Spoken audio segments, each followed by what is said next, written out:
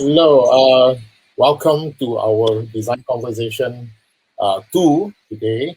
Uh, Today we are very pleased to have none other than Quicks from Philippines. So Quicks has been a designer from designers, graffiti artists, and now toy designers as well. So I will pass the stage to Quicks. So perhaps Quicks, you can tell the rest of the audience uh, about yourself, right? Okay, thank you for having me. Um, as far as I know, this is I'm talking to a lot of graphic designer students at the moment, and some of maybe my toy collectors and people who are familiar and not familiar with my art. So thank you for having me. I'm honored to be here.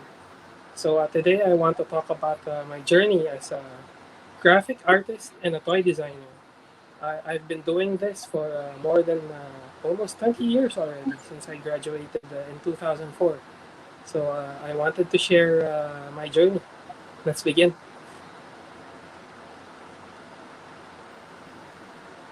Next, please. All right. So, yes, my background is pretty much heavy on graphic design. I actually co own and I'm a creative director of Burnwater Design Studios in Manila, Philippines. We're a team of 20 people, and we cater to commercial clients mostly, like banks, real estate, malls, medicine, and what have you.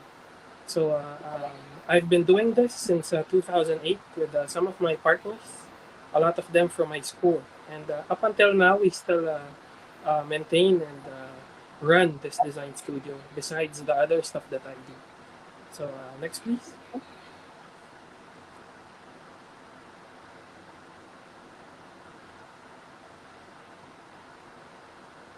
So oh, besides my graphic design studio, I also do a lot of designer toys and apparel under the Bullet Punk brand, which is my brand for everything that I do that is based on my art, my own style, and my own art that I have developed throughout the years. Next, please.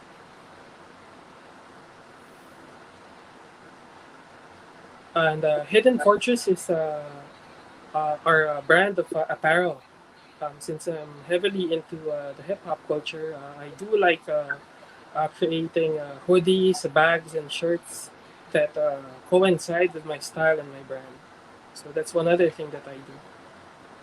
Next, please. Filipino Street Plan is a crew of graffiti artists that's based in Manila that I'm heavily part of. I'm proud to be part of this crew. A lot of the members in this art collective and slash crew are very talented and quite well known in Manila as well. Next, please. So I wanted to talk about like my inspirations for what led up to my unique style of art. So to put it in a nutshell, I pretty much like embraced my inner child and whatever I enjoyed when I was a kid, I applied to my art style. That's why it's very fun for me to do and comes out of me very natural. Next, please. So growing up through the 80s and the 90s, I was heavily exposed to shows here in the Philippines on our TV of Japanese super robots like Voltes 5, Daimos, Bioman, and the like. And during the 90s, I listened to a lot of hip hop culture, Biggie, Tupac, Bone Thugs and Harmony, and the like. So I really enjoyed that type of music. I connected to that type of music the most, the strongest. And maybe during the late 90s, I was heavily exposed to graffiti. So a lot of my influences, as you can see here, are based on like Michael Lau from Hong Kong, who I consider the godfather of designer art toys because he was already doing it um, prior to anyone else doing it. He was one of the first to be able to accomplish this, and it was very mind blowing for me to see someone create their own toys. Prior to that, I was we were all exposed to just the commercial types of toys like GI Joe and Transformers. For for for an artist to be able to do his own characters on a toy was really game changing for me, and really inspired me to dream that someday I will be able to do something similar. And 123 Clan is another influence of mine. They're a couple, husband and wife team from Canada. One thing that really sparked something in me from their art style is the merge of vector art. At that time, they were, I think, using a Flash, and eventually they also like did Illustrator a lot. But the merge of vector art and graffiti was something really cool for me. And of course, someone who became my friend throughout the years as well, but he was really my idol growing up, was a Machine 56 from Indonesia. I was heavily exposed to his style during the height of deviant art, when deviant art was still very popular. Um, I would see his works, and I was really inspired by him. Next, please. So my during the 2004, when I graduated to 2012, I was mainly a graphic artist. But when Sea Planet 2012 came about in Thailand, this is the time that I was able to shift myself to toy or designer toys. CE Planet 2012 was an online contest on Facebook by the CE Planet company in Thailand, and they invited five artists from around the world to participate in their contest in Bangkok, Thailand, to be able to collaborate with their own local artists and work on the platform toy that is the CE Planet, which you can see here. And this is actually the design that I submitted, and I was able to, fortunately enough, to be one of the finalists in Thailand. So I'm very proud of this toy because this is one of my first. Next, please. So after the CE Planet happened, that contest, when I got back to Manila, I concentrated on establishing my own brand of toys, which is Bullet Punk. So I just thought of like um, what I wanted to do, what I've enjoyed doing since I was a kid. So as you can see later, you will understand my influences and how it shaped the Bullet Punk brand to what it is today. Next, please. So, like what you saw earlier, I developed a character that kind of combined all my passions since I was a kid. Japanese super robots, 90s hip hop culture, and graffiti art. I developed a character that would embody all of these influences. And my mission was to make a Mickey Mouse if I had my own Walt Disney. So that is the result. The result of this merging is a Tech 63. Tech 63, my main character in my brand. Next. So there you go. I mainly found a way to combine all of my influences into one character, and from there, my journey began. And so I created a lot of stuff based on Tech 63. Next, please. And I started doing Tech 63. I wanted to learn how to create my own toy, since it's quite expensive to manufacture toys. Like a factory made toy would require you to create thousands of them in one order. So I told myself I should learn how to create my own toys in my own home. So uh, I watched a lot of videos and read a lot of forums of how toys are made that are in resin and something that you can do on your own. So I learned how to sculpt and mold by my own. Next slide. And I also tried to learn how to recast them using my first try. I used plaster of Paris, which was very difficult to handle. But eventually, I learned how to use resin as well. So I was able to replicate or produce in small quantities the first sculpture that I made. And as you can see here, after recasting, I painted them myself, and then I released them. And I started with a small release in with my. I've already acquired a few fans and followers from my graphic design years. So when I released my first few resin toys, I had a small amount of very loyal collectors already. Next slide, please. And here, throughout the years, maybe from 2012 to 2016, I did a lot of experiments. And I released a lot of resin toys.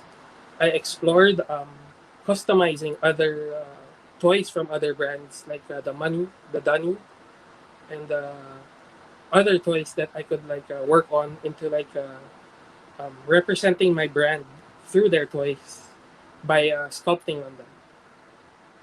Next slide, please. And I joined a lot of custom shows, and then eventually it led to the Megatech, which is like the bigger version of my 3-inch, the first Tech 63 that I sculpted, and this is when it started to snowball. I was able to expand my collector base, and it started to slowly rise up in terms of the releases getting sold really fast, and everyone waiting for the next toy for me to create. So I was very blessed with that. And then in 2017, uh, a company called Devil Toys from Hong Kong invited me to create a 1/6 scale version of my character Tech 63. Um, so we manufactured an action figure that you can pose. Imagine like a Ken doll or a Barbie that you can pose in many ways.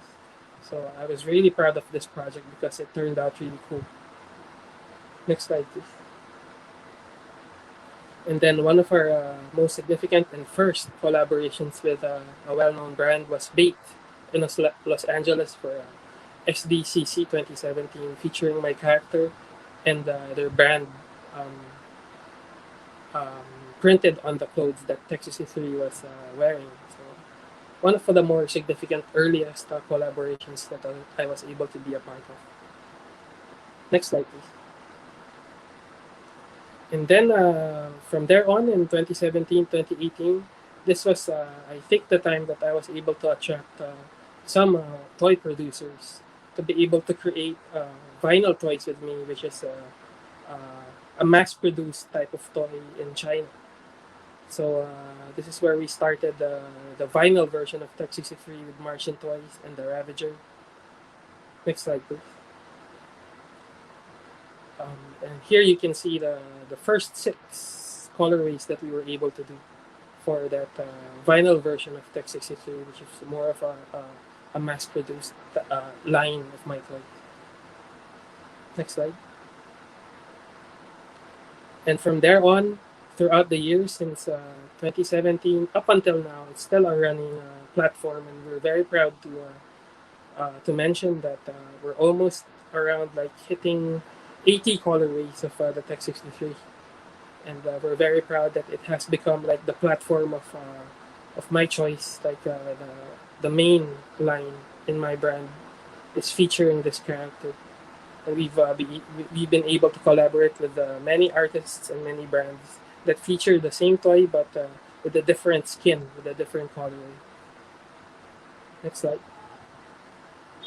And some of our more significant collabs throughout the years that I was able to acquire because of the Texas history was my collaborations with a very well-known brand in the US called Killed Robot.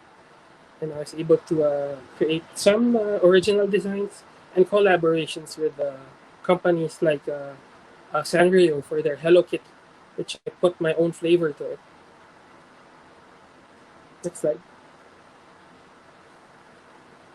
And we also did the official baby tech on the Dunny platform, which funnily enough, 6 years prior, I was bootlegging.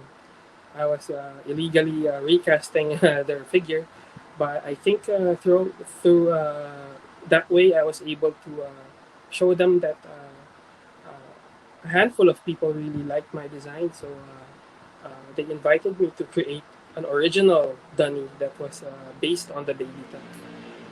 So yeah, it kind of turned around. And the Okami Hitsuji is an original concept, and then again the Sanrio collab is here as well. Next slide. And the continuation of my collaboration with Devil Toys, starting from the action figure, we also created a lot of my original non-Texas history characters through their company.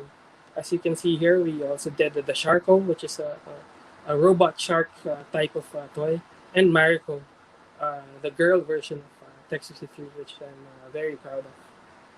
Next slide. And yeah, Sharko and Remy, Zeta, and the nanotech is also some of the stuff we were able to do with Devil Toys. Next slide, please.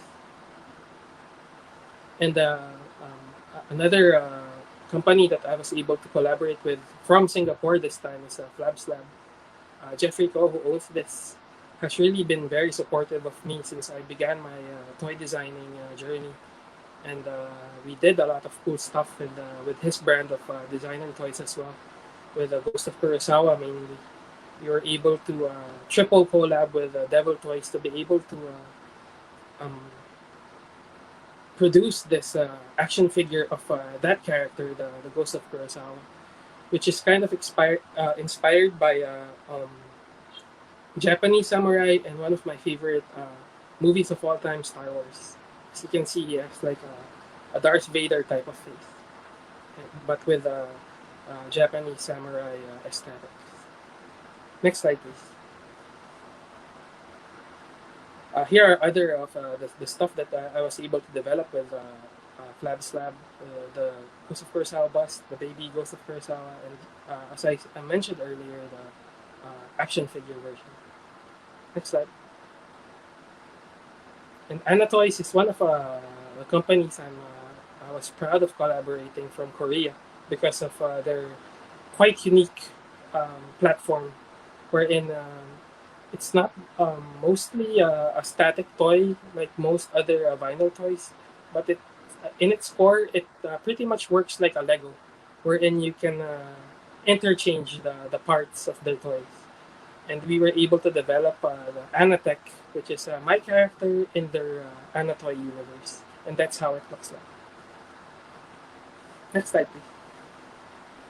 And here are more examples of the different colorways that we did for the Anatech toy. Next slide. And one of the more well-known companies from Singapore, Mighty Jacks, is also another company that I was honored to be able to collaborate with.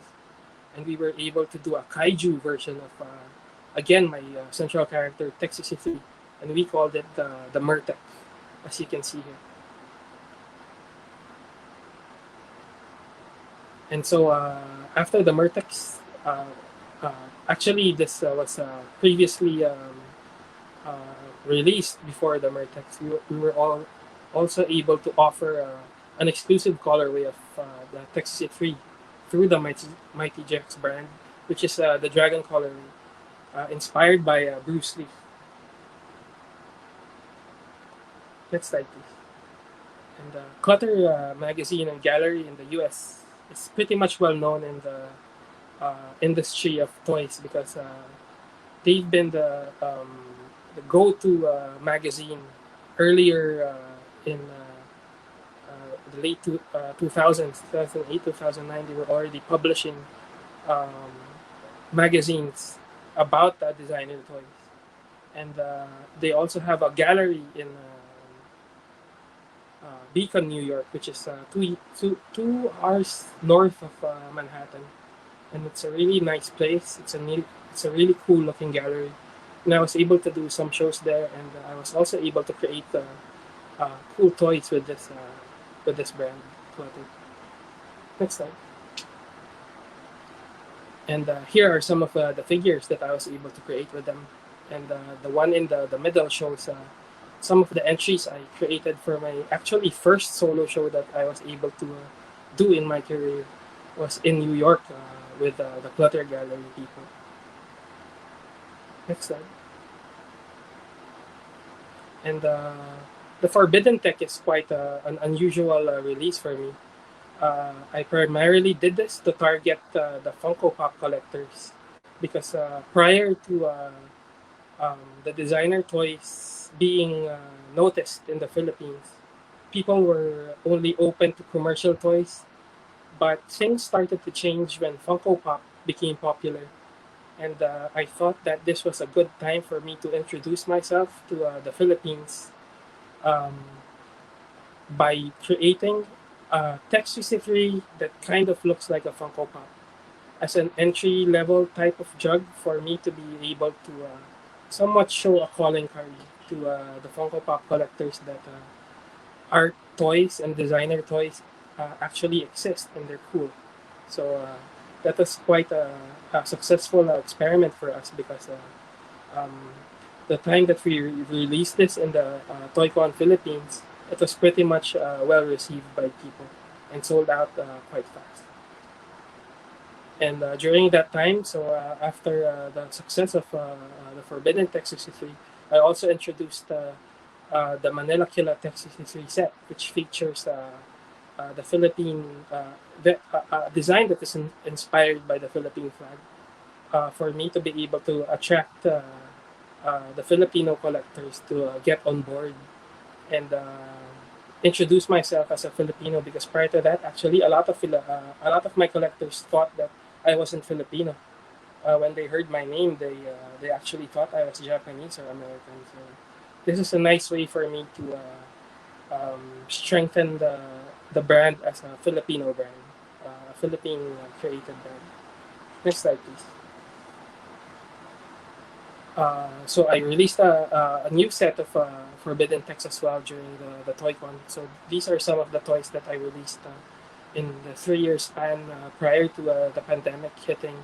That kind of focused into like um, celebrating the the Philippine pride through my toys. Next slide, please. Yes, and my very first solo show in the Philippines, I actually also used this colorway, the Philippine Manila Killa colorway at Secret Fresh, and it's a very successful show, and that was very notable for me because a lot of our loyal collectors I met in that show, the many people who lined up in that show. And we became friends with them, and up until now, I'm proud to say that they're still my friends in outside of the toy collecting realm. A lot of them have become my real friends in real life. And recently, 2 years ago, I was able to accomplish a very long time dream of mine to be able to partner with Adidas as a creator. Um, if you remember how I designed the first text since 2012, I've always been heavily inspired by the Shelto Adidas, the superstars, as my way of representing the hip hop culture in my toy, which has a very strong and very easy connection that people can already notice because the superstars have been very iconic. Uh, it's a very strong symbol of the hip hop culture in the U.S., especially when it was popularized by Run DMC, the hip hop group. So I was very proud that finally I was able to collaborate with the brand that I've always looked up to. And we released nanotechs, tech 63s that looked like superstars, and we were able to create wearables for them as well. So it spanned from toys, apparel, and shoes. Next slide, please. And just last year, I was able to release my first co-designed a special edition of the Harden Volume 5, but in my own Manila Killa colorway with a lot of like Easter eggs and my logos and name on it. And we were very proud that James Harden actually wore it at one of their games. I remember it was Brooklyn versus Boston Celtics in Game 3 of their playoffs. And we were very excited and happy to see that he wore it for a game. And with the shoe, I also developed a designer toy that resembles James Harden, and we called it the H13 toy. I co-designed it with a good friend of mine, Egg Fiasco, and Daniel Yed from Russia. And that was the design that we came out of, that we produced, a robot version of James Harden wearing the shoe that I designed for Adidas. And another very a dream come true for me as well. Collaboration that we did this year is with the company Secret Lab from Singapore that is very well known for creating gaming chairs. I'm actually sitting on one right now. And that collaboration features my brand, uh, um, the Bullet Punk Tech 63 brand, in a gaming chair, and as a co-release, we bundled it up with a texture 3 that looks like the chair. So as you can see here, it's a package that included a toy and a chair. And so we were very proud to be able to accomplish this collaboration that goes beyond the usual toy collaborations, because we were able to actually co-design a gaming chair that represents my style and my brand. Next slide, please. And also this year, I was able to finally be able to independently produce my own vinyl toys, factory-made toys that we did not collaborate with any producer, and we produced ourselves. And these designs are from two of my main characters, Texas Free and Marco, and the style of Daniel Yad, which is highly detailed. These figures are 12 inches tall, and we're very proud that we were able to accomplish it because his designs are really cool and translated well to my style and my brand. I have it here actually. It's this big, and we really like how it turned out. So there you go. Next slide, please. And I'm happy to announce that actually in 4 days from now, I will finally be able to release our first toys, quote unquote, in the NFT market, which is my Tech 63 in the Blanco's Block Party universe. It's going to be released September 27, 28, and 29. So if you guys are into NFTs, and I know a lot of people already play the game Blancos. It's quite a popular game in the NFT scene. I hope to see you guys there.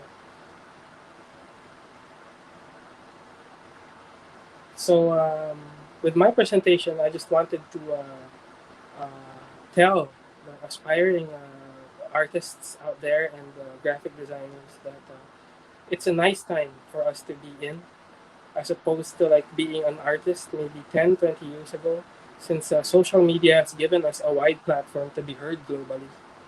I don't think my career would have been this fruitful without the aid of Facebook and Instagram, because not a lot of people would have known who I was, and not a lot of people who would have seen my art style and my creations.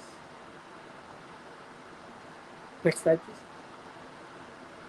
So, since we do have this power already of social media, we should use this power to wisely connect to other people and to be able to tell our story, which is on my end was be able to sort of connect through people with the stuff that they used to love or they grew up with. in my case, like what I've been telling you guys earlier, was the Japanese robots, the hip hop culture, the graffiti that I was influenced to, things that I loved as I was a kid. My passions I turned into something that I can make a living out of. Next slide, please. So it's also important to surround yourself with people who share your passion, will help you attain your goals, which I'm very happy I was able to do with the people that work with me now. Next slide, please. And yeah, I'd like to take this opportunity to thank my team since they've been really working hard uh, and rallying behind me to be able to reach where my brand it is today, where my brand is today. And it's also important if you're starting out with something collectible to be able to connect and build a community of collectors and fans because it's the connection you have with real people that will actually help you develop your brand to be better and at the same time have a community that supports you with whatever release that you have up until the future. So you shouldn't be your mindset shouldn't be always driven by profit or ego of yourself, but if you build your brand around a community that really believes in your vision and likes what you do, I think that's a good measure of how you can be able to be successful in a craft or a style like design and choice. Next slide, please. There. So I'm proud to kind of be. I'm proud to say that we were able to accomplish to create a highly sustainable ecosystem of fans, merchants, and creators, uh, wherein we all take care of each other.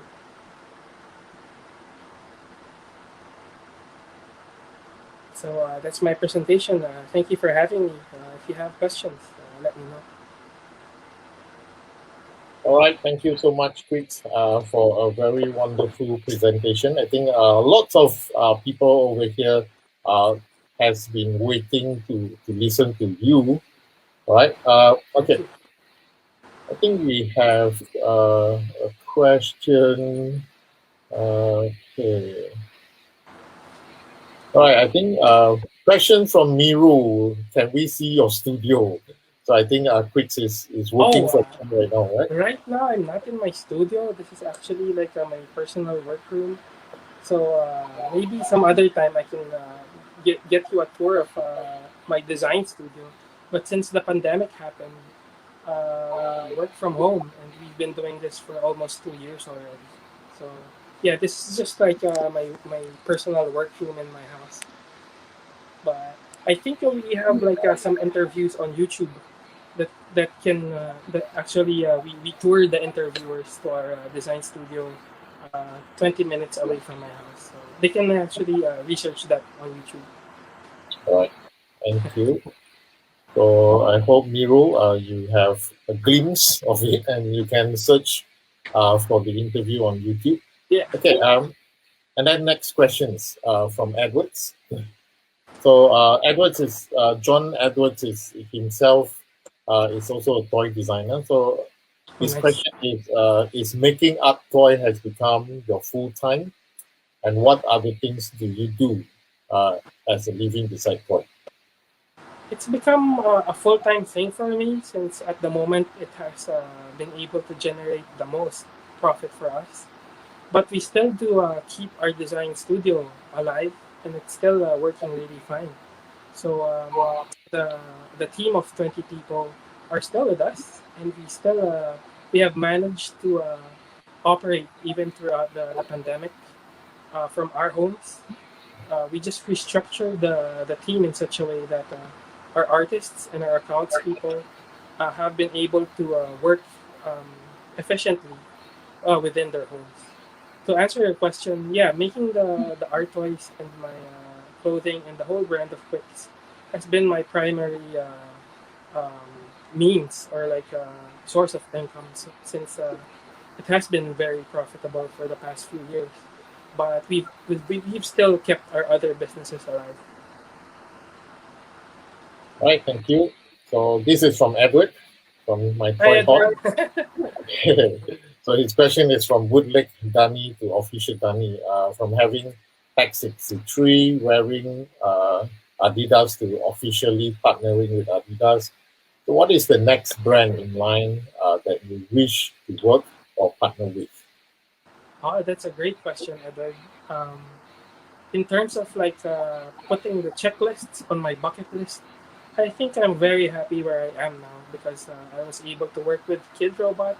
I was able to work with Adidas, and right now I'm able to work with the brand that my father worked for 35 years, which is the Smart Communications, which is the biggest known telecommunications brand in the Philippines. So that's another a collaboration that we are very proud of.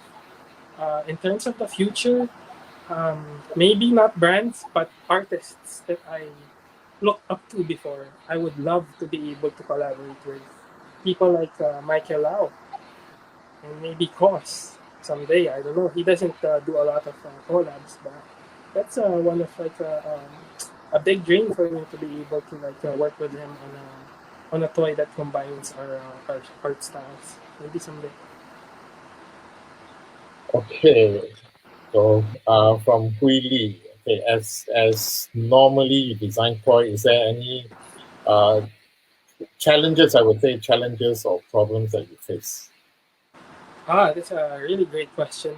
Um, while designing the toy, I think the one most important thing that I can advise you, Hui, is be yourself. Instead of like chasing a style or a type of toy that is very well, very popular right now, um, do your own style that really makes you happy, or just ask yourself what kind of toy would represent yourself uniquely, and I think that will be important because that will set you apart from the other toy designers.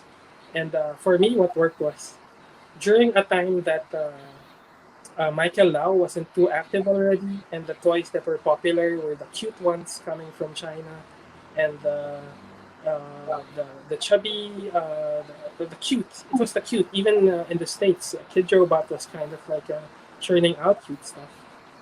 Um, I was able to like represent who I was without minding what the trend was, and I think it worked for me in the sense that. The collectors that I attracted the most were the people like me, like the stuff that I do like. So it's important for you to design who you are because in that way you will be able to connect with the people that also like what you like, and that's what's most important is connecting. Start with small people that will be able to connect with your art, and then eventually things will get better, and more people will be able to like appreciate your art that way. All right, awesome. So before we continue, I'll just bring up our my students who will be over here as well. Hi guys. Okay. Hi, Quicks. Okay. Let me introduce Hi myself. Terry. I'm Terry. Yeah. I'm currently studying graphic design in Equator College. So, okay, I will have questions from my side. Okay. Do you agree that Adidas give you a chance to achieve your dreams as you wanted to make your toys into like merchandise? Like beside collecting your toys, actually customer can wear on your design. Come again? Can you answer the question again? Sorry. Okay, so do you agree that Adidas give you a chance to achieve your dreams as you wanted to make Yeah. your toys into like merchandise, right? Oh yes. Like Yep. beside collecting on your Yes. toys, also they can wear your design. Oh yes, very much. Because prior to me, I don't think Adidas is a type of company that would highlight unknown artists such as myself, just a random guy from Manila. So it was a pretty big accomplishment for us that a big brand like Adidas gave me the chance to show my art style to a lot of people because um, yeah, independent artists such as myself usually don't work with big brands like them. So I'm actually happy and I'm actually proud that Adidas opened up their doors to independent artists such as myself. Awesome. All right, so we have one question from KH2. Okay, KH2 is a long time fan of yours. So I'm Hi, always Kate. amazed how the team put up so much effort to build up the brand. For partnership like Adidas, can you please share with us how the process like, how they approach you for the graphic design content?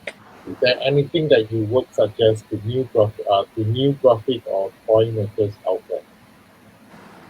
Oh, that's a good question. I think to answer his question, there's an element of luck that came about in order for us to work with Adidas, and that came in the form of one of my collectors knowing someone that works for Adidas Philippines, and our collector, his name is Tito Bernard, Uncle Bernard. He tagged along JD Cortez. He dragged him to come to one of our toy shows in Secret Fresh, a gallery in Manila. And JD, the guy who works for Adidas, uh, for the first time, kind of got exposed to my crowd, my toy designing. During that time, he was even laughing about it or complaining to me in hindsight that why would he buy this very expensive toy? It's such a small toy. But Okay. because of that event, um, I guess he was able to imagine that a partnership could happen between me and Adidas. So we set up a meeting with Adidas Philippines. It actually started um, with a project that involved me just creating a T-shirt design for them. But I guess they liked the product or the output that me and my team was able to create with the T-shirt designs that they met with us again for a longer and bigger meeting with more of the people from the Adidas team in there. And we were able to establish a longer partnership program, a longer contract for me to work with them. Um, and it all kind of like snowballed from there. So it started just with a t-shirt project, and then they offered me a shoe design for the James Harden shoe, and then they also offered me my own take of an Adidas Originals shoe that is actually being released this October 15th. So watch out for that, guys. And we were also able to pitch, and we approved a lot of Tech 63s that feature the Adidas brand officially for the first time in my career of almost a decade of bootlegging Adidas. Now official. Right, thank you so much. So I hope it answers your questions, KH2. All right, so Yeah, I think yeah, my advice would be just like work hard on your craft.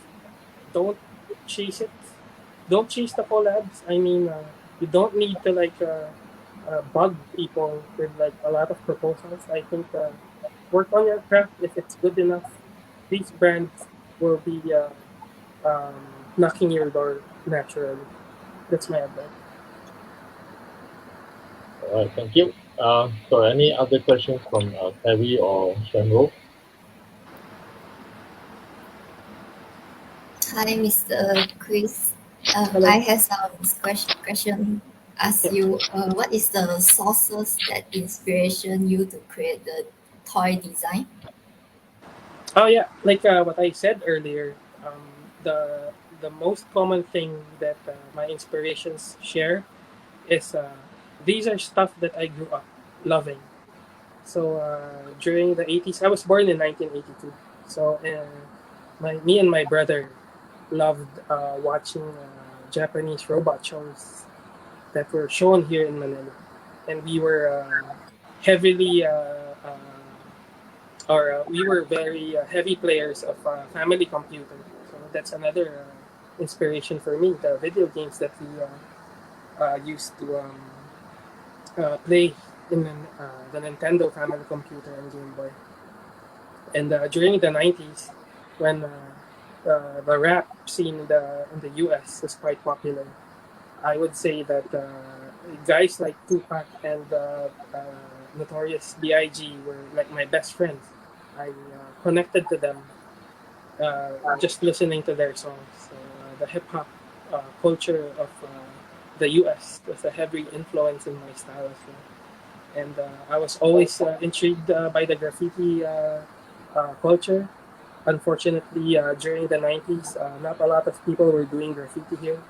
But yeah, eventually, when I got older, uh, 2011, 2012, I was able to be friends with guys like Egg Fiasco and Trip and Exile here in the Philippines, well-known graffiti artists, and they adopted me into like the Filipino street crime crew, and I taught myself how to do graffiti. Since my digital works already look like graffiti, it was kind of a natural transition for me to be able to learn how to do graffiti properly with the cans, the spray paints that we use. All right, thank you. So I have another question from Edward. Other than NFT in Blanco, any other future plans on NFT? Oh yes, that's a good question, Edward, and thank you for asking that. We have three projects. Besides the blancos, we plan to release a traditional type of NFT that focuses on toxicity. And the biggest plan or the biggest project that we have at the moment is me creating an independent game from scratch, which is NFT based and will feature the entire Bullet Punk universe. So if you see some of my teasers in my Instagram feed, I've actually been showing some of our early tests for this pixel art based game of the Bullet Punk universe. It's a fighting game. We're very excited to release it, and it's hopefully games are really hard to develop. So that's been keeping me busy for these few months, and hopefully we'll be able to finish it and release it sometime in Q4, maybe November or December. We're just polishing up some stuff, but the game development is running pretty well. This is exciting news. Thank you, thank you. Insight that we have got it. So yep, yeah. Terry would have another questions, right, Terry? Okay. So I know that before you do arts, you study in business, right? Yes, I studied business, and I had a lot of units in graphic design because that was already something back in as early as 2001. I knew I wanted to be a graphic designer. That was 3 years when I was in the uh, freshman during my first year in college. I really did want to be a graphic designer, but 2001 was a year wherein there was no specifically designed course for graphic design yet. So we were our choices would be um, just a few electives that have graphic design courses in it. So that's what I did. Um, the Macromedia and Adobe programs of 2000 2001. That's where I kind of acquired the skills that I have for graphic design. Oh wow. Yeah. So do you think that business does help us like graphic designers to like sell our arts after we like finish the studies when we step into the industry? Yes, yes. graphic design is, I think, very, very important, and it's a good industry to be part of. And if you ask me personally, um, graphic design has been very instrumental in my brand, in my toy designing, because when you talk about creating packages that will attract people, and in trying to brand yourself as a uh, world ready type of brand, you have to learn how to know what good quality graphic design is. So I pride myself in being able to showcase my talents for graphic design through the products that I create. Since um, um, when you do toy design, for me, it's a multidisciplinary type of um, uh, craft that will require you to be good in sculpting, painting, and graphic design and marketing. So it's a combination of many disciplines, which makes, for me, toy design really cool as well. Okay, I All see. right, awesome. So I think this is a very exciting evening that you have given us a lot of insight Thank of you, what thank you. you have been doing. Yeah. So yep. So at this moment of time, you are working from home, is it? Yes, So for how do you for 2 manage? years. Because on your Facebook it seems that you are traveling to US, to everywhere around the world, but you are working from home. That used to be our lifestyle Yeah. prior to the pandemic. We enjoy a lot of conventions in the States, in Singapore. I've never been to KL, but I hopefully uh, be able to visit you guys when the pandemic is over. Not just in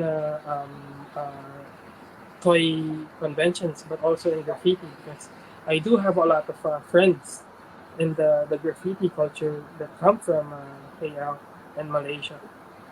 So yeah, I'm very excited to be able to visit Malaysia someday. Yep. So hopefully, after all these things is done with, so we will be able to see you over here in Penang and in KL, everywhere in Malaysia. All right. So yep. Uh, so Oh, I think Chan got disconnected.